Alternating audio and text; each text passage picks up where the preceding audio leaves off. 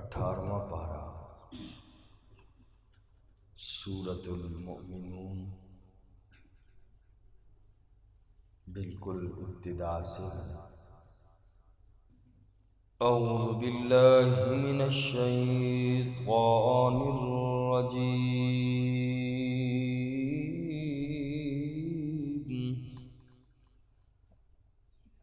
بسم اللہ الرحمن الرحیم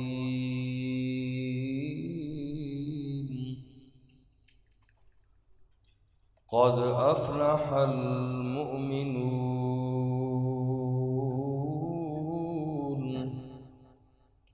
تحقیق کامیاب ہو گئے ایمان والے الذین هم فی صلاتهم خاشعون جو اپنی نمازوں میں خشوع کرنے والے ہیں۔ آج کی یہ سورۃ پاک، اس کا نام ہے سورۃ المؤمنون، اور یہ مکی سورت ہے، ہجرت سے پہلے نازل ہوئی۔ قرآن کریم کی ترتیب کے اعتبار سے یہ سورت 23 نمبر کی سورت ہے، اور نزول کے اعتبار سے جب قرآن نازل ہو رہا تھا، قرآن کریم کی ٹوٹل 114 سورتوں میں سے یہ 74 نمبر کی سورت ہے، جبکہ اس سے پہلے سورۃ الانبیاء وہ 73 نمبر پہ نازل ہو چکی تھی، اور سورۃ المؤمنون کے بعد سورہ السجدہ نازل ہوئی 75 نمبر پر۔ تو یہ ایک ترتیب ہے نزول کے اعتبار سے، اور ایک قرآنی ترتیب کے اعتبار سے ہے، اور یہ سورۃ پاک کی آیات جو ہیں وہ 118 ہیں، اور جبکہ اس کے 6 رکوع ہیں۔ اس سورۃ پاک کا مختصر تعارف کہ سورت کے اندر کیا بیان کیا جائے گا، تو اس سورۃ پاک کے شروع میں اللہ کریم نے وہ ایمان والوں کی بنیادی صفات ذکر فرمائی کہ جو مسلمانوں کے اندر پائی جانی چاہیے۔ مسند امام احمد بن حنبل کی روایت ہے، حضرت سیدنا عمر رضی اللہ تعالی عنہ فرماتے ہیں کہ رسول اللہ صلی اللہ علیہ وسلم نے ارشاد فرمایا کہ اس سورت کی پہلی 10 آیات میں جو باتیں ذکر کی گئیں، اگر کوئی آدمی وہ ساری باتیں اپنے اندر پیدا کر لے تو وہ سیدھا جنت میں داخل ہوگا۔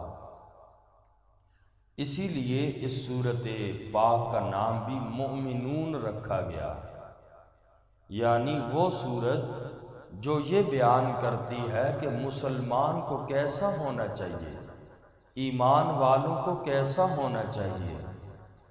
اور سورۃ پاک کا بنیادی مقصد یہ ہے کہ انسان کو اپنی اصلیت کی طرف متوجہ کر کے اس بات پر غور و فکر کی دعوت دینا ہے کہ اس کے دنیا میں آنے کا مقصد کیا ہے۔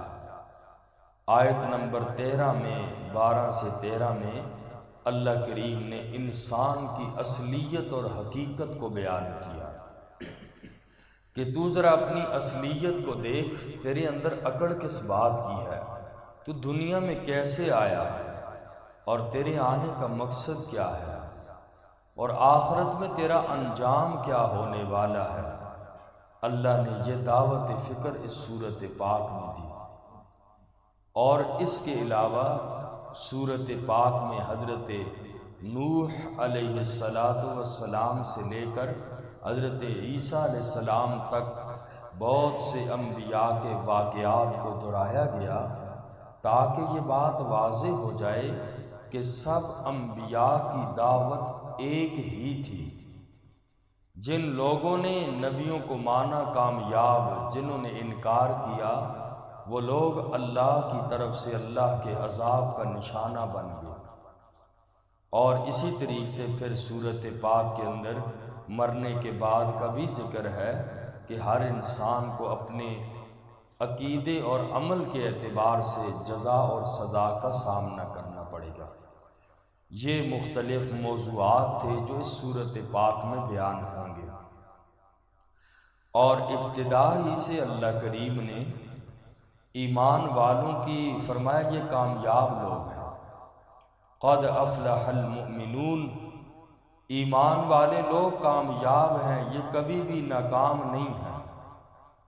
اور جو جتنا بڑا گناہگار ہی صحیح لیکن پھر بھی کامیاب ہے، جس کے سینے کے اندر ایمان کی دولت ہے، یہ بہت ہی قیمتی دولت ہے۔ اللہ ہم سب کو مرتے دم تک ایمان والی زندگی، ایمان والی موت نصیب فرمائے۔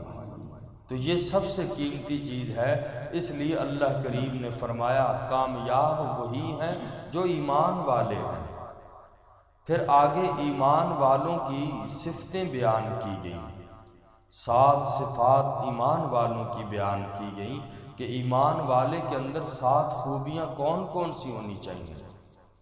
پہلی فرمائی کہ ایمان والا بندہ اپنی نماز میں خشوع پیدا کرنے والا ہوتا ہے۔ خشوع 2 طرح کا ہوتا ہے، ایک ہوتا ہے ظاہری اور ایک ہوتا ہے باطنی۔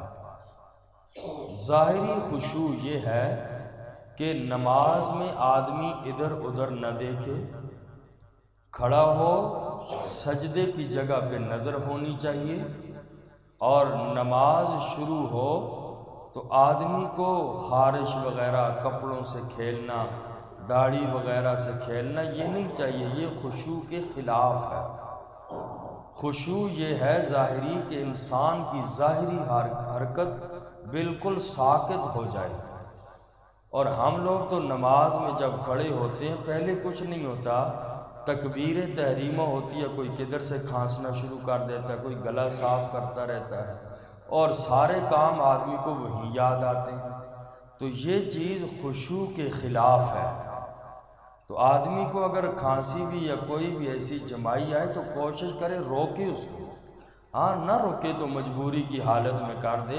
ہمیں سارے کام نماز ہی کے اندر یاد آتے ہیں، اسی لیے فرمایا کہ سب سے پہلے امت کے جو آخری طبقہ ہوگا قرب قیامت، نماز سے خشوع اٹھا لیا جائے گا، خشوع اٹھ جائے گا، ظاہری بھی اور باطنی بھی۔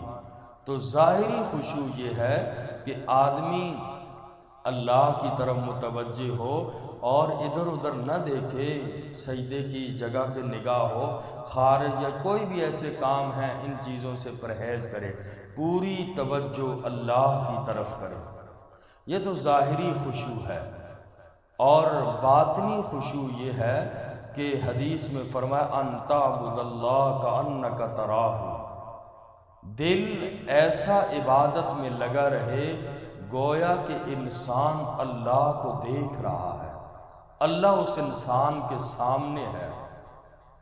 اور اگر یہ درجہ حاصل نہ ہو سکے تو پھر فرمایا کہ یوں سمجھے کہ بھائی اگر میں اللہ کو نہیں دیکھ رہا، اللہ تو مجھے دیکھ رہا ہے، یہ درجہ پیدا ہوگا تو یہ باطنی خشوع ہے۔ تو اس لیے نماز کے اندر ظاہری اور باطنی خشوع یہ ایمان والے کی پہلی صفت بیان فرمائی کہ ایمان والا بندہ اپنی نمازوں کے اندر خشوع پیدا کرتا ہے۔ فرمایا قد افلح المؤمنون، تحقیق کامیاب ہو گئے ایمان والے۔ ایمان والے لوگ وہ ہیں جس کی پہلی خوبی اللہ کے قرآن نے بیان فرمائی، الذین هم فی صلاتهم خاشعون، ایمان والے وہ ہیں جو اپنی نمازوں میں خشوع پیدا کرنے والے ہیں، عاجزی پیدا کرنے والے اپنی نماز کے اندر۔ دوسری صفت بیان فرمائی والذین هم عن اللغو معرضون، وہ لوگ ہیں جو لغو کاموں سے اعراض کرتے ہیں، بیہودہ قسم کے کام، لغو جو کام ہوتے ہیں ان سے اعراض کرتے ہیں۔ اور یہ بھی دو قسم کے ہوتے ہیں، لغو اور بیہودہ کام۔ ایک زبان سے بیہودگی پن ہوتا ہے اور دوسرا فعل کا۔ قولی بیہودہ پن یہ ہے، بیہودہ بات یہ ہے کہ آدمی زبان سے بیہودہ باتیں نہ کرے، وقت کا ضیاع بھی ہے، زبان کو بھی گندی کرنا ہے، گالی دینا، بات بات پہ گالی دینا۔ اور جی میرا تکیہ کلام بنا ہوا ہے، کلام بنا ہوا ہے تو کیا ہوا، بس اپنی عادت کو نہیں چھوڑ سکتے۔ اور یہ گناہ کا کام ہے، اپنی زبان کو گندا نہیں کرنا چاہیے۔ گالی دینا، جھوٹ بولنا، حسد کرنا، بغض کرنا، بہرحال یہ قول کے بیہودہ پن ہے، زبان کے بیہودہ پن۔ ایمان والے کی دوسری صفت بیان کی، ہم عن اللغو معرضون، لغو اور بیہودہ کاموں سے اعراض کرتے ہیں۔ زبان سے بیہودہ پن ان سے ظاہر نہیں ہونا چاہیے، اور فعل سے، کام سے بیہودہ پن ظاہر ہونا یہ دوسری قسم ہے۔ انسان کے ہاتھ اور اعضائے جوارح سے انسان کا بیہودہ پن ظاہر ہو، جیسے اب تاش وغیرہ کھیلنا، دوسرے اتنے کیسے کام ہیں کہ جو بالکل بے مقصد کام ہوتے ہیں، جو نہ دنیا کے کسی کام کے اور نہ دین کے کسی کام کی۔ ایسی گیمیں کھیلنا جس سے نہ دنیا کا کوئی فائدہ ہو نہ آخرت کا فائدہ ہو، یہ لغو ہے، لہو لہب ہے، کہ جس میں انسان کا دنیا کا بھی فائدہ نہ ہو۔ چلو دنیا کے لیے انسان صحت کے لیے فٹ بال وغیرہ کھیلتا ہے، یا کوئی ایسی کہ جس میں جسم حرکت میں رہتا ہے، ورزش ہوتی ہے، تو یہ دنیا کا فائدہ ہے۔ اور اسی طریقے سے آج کل یہ موبائلوں پہ گیمیں ہیں، یہ کوئی گیمیں جو ہیں یہ بھی بیہودہ پن کے اندر ہیں، اور اتنی بڑی بیہودہ پن ہے۔ یہ پچھلے ہفتے میں 2 واقعے پاکستان کے اندر ہو گئے، پب جی کھیلنے کی وجہ سے بچوں نے اپنے ماں باپ کو گولیوں سے چھلنی کر دیا۔ یہ دیر کا پچھلے ہفتے کا واقعہ، 15 سال کا بچہ ہے، اور باپ نے رات گئے تک کھیل رہا تھا، باپ نے منع کیا تو 15 سال کے بچے نے باپ کو گولیوں سے چھلنی کر دیا، اور ماں کو بھی مار دیا، ماں شدید زخمی ہے۔ اور یہ وہ گیمیں ہیں کہ جن کا نہ دنیا کا فائدہ نہ آخرت کا فائدہ۔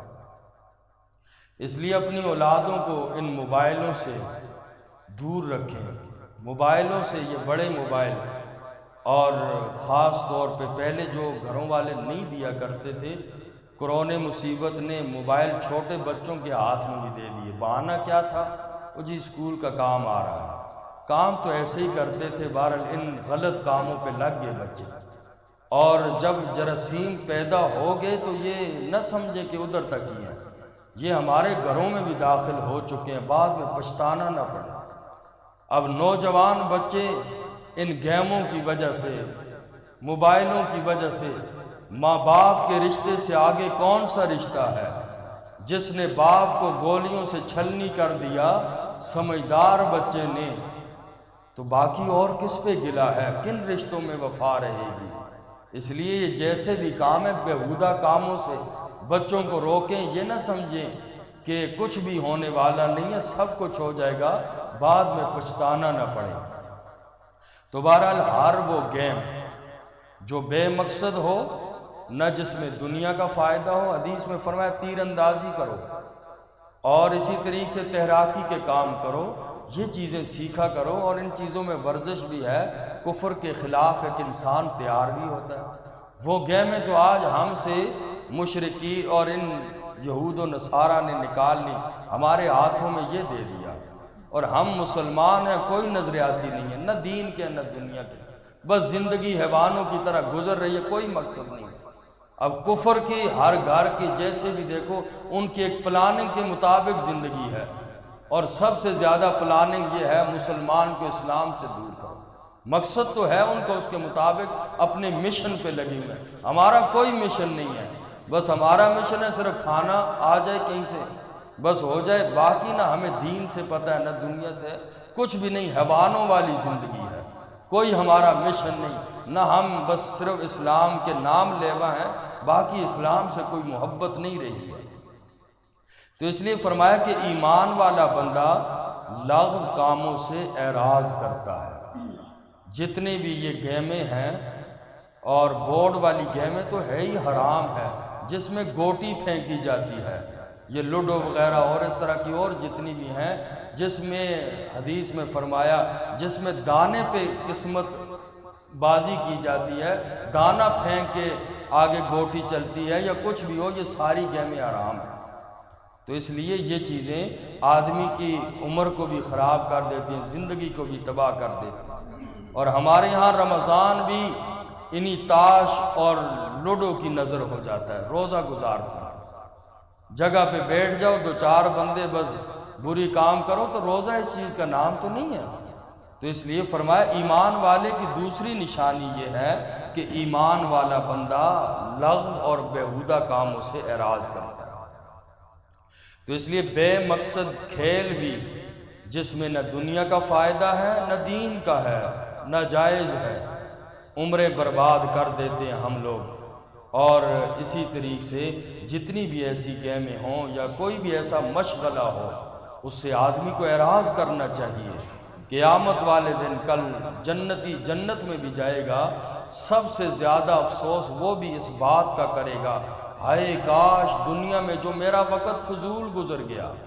اس پہ جنتی کسی چیز کی پرواہ نہیں کرے گا، جب جنت میں داخل ہو گیا اسے کس چیز کی پرواہ، لیکن جنتی وہاں بھی افسوس کرے گا اس بات کا کہ ہائے کاش جو تھوڑا سا وقت میں نے فضول میں خرچ کر دیا، ہائے کاش یہ بھی اگر میرا اچھا گزر جاتا، آج میرے جنت میں ایک درجہ اور بلند ہو جاتا۔ افسوس کرے گا تو وقت پہ کرے گا۔ اور آج ہمارے معاشرے میں وقت اتنی قیمتی چیز ہے کہ جس کو ہم ویسے ہی گزار رہے ہیں۔ آج ہمارے ہاں سب سے بے وقت چیز جو ہے وہ وقت ہے، بس ٹائم پاس کرنا ہے، باقی نہیں کہ اللہ کو راضی کرنا ہے نہیں کرنا، دنیا کے کاموں میں ہے، فضول اور لغویات میں ہم لوگ اپنا وقت گزار دیتے ہیں۔ تو اس آیت پاک کی روشنی میں دیکھا جائے کہ میں اور آپ کتنے بیہودہ باتوں سے اعراض کرتے ہیں، بس ایسی گپ لگ جائے سارے جمع ہو جاتے ہیں، چلو جی وقت گزر جائے گا۔ یہ ایمان والے کی نشانی نہیں ہے، ایمان والے کی صفت نہیں ہے۔ فرمایا والذین هم عن اللغو معرضون، ایمان والا تو وہ ہوتا ہے جو بیہودہ کاموں سے اعراض کرتا ہے، ان سے دور بھاگتا ہے، بیہودہ کام نہیں کرتا۔ تو بیہودہ کام کی تعریف یہ ہوئی کہ جس میں نہ دنیا کا فائدہ ہو نہ آخرت کا فائدہ ہو۔ چلو آخرت کا نہ صحیح، دنیا والی چیز تو فائدہ حاصل کرو نا، جس میں وہ بھی نہ ہو اور نہ آخرت کا ہو، وہ بیہودہ چیز ہے۔ ایمان والا بندہ بیہودہ باتوں سے اعراض کرتا ہے۔ اللہ مجھے اور آپ سب کو عمل کی توفیق نصیب فرمائے۔ الحمدللہ رب العالمین والعاقبۃ للمتقین والصلاة والسلام علی سید الانبیاء والمرسلین وعلی آل بیتہ واصحابہ اجمعین۔ تمام بیماروں کے لیے دعا فرمائے اللہ تعالیٰ تمام امت مسلمہ کے بیماروں کو صحت عطا فرمائے، بالخصوص ہمارے درس کے جتنے بھی ساتھی بیمار ہیں اللہ تعالیٰ سب کو صحت عطا فرمائے، بالخصوص رحیل صاحب کے والد محترم کے لیے دعا فرمائے، ہمارے درس کے ساتھی ان کے والد محترم اسپتال میں ایڈمٹ ہیں، ان کے لیے دعا فرمائے، اللہ ان کو صحت کاملہ عاجلہ مستمرہ دائمہ نصیب فرمائے۔ اللہ حاضرین مجلس میں ہر ایک کی دلی حاجات کو پورا فرمائے، تمام مشکلات پریشانیاں دکھ اللہ دور فرمائے۔ اللہ تبارک و تعالی ہم میں سے ہر ایک کو دنیا اور آخرت کی خوشیاں اور کامیابیاں نصیب فرمائے، دنیا اور آخرت کی ذلت اور رسوائی سے اللہ ہم سب کو محفوظ فرمائے۔ حاضرین مجلس میں، تمام حاضرین مجلس میں جن کے والدین دنیا سے چلے گئے، اللہ ان کی قبروں کو منور فرمائے۔ پوری امت مسلمہ کے مرحومین جو اسلام کی حالت سے دنیا سے چلے گئے، اللہ سب کی کامل مغفرت فرمائے۔ وصلی اللہ تعالی علی خیر خلقہ محمد و آلہ و اصحابہ اجمعین برحمتک یا جزاک اللہ۔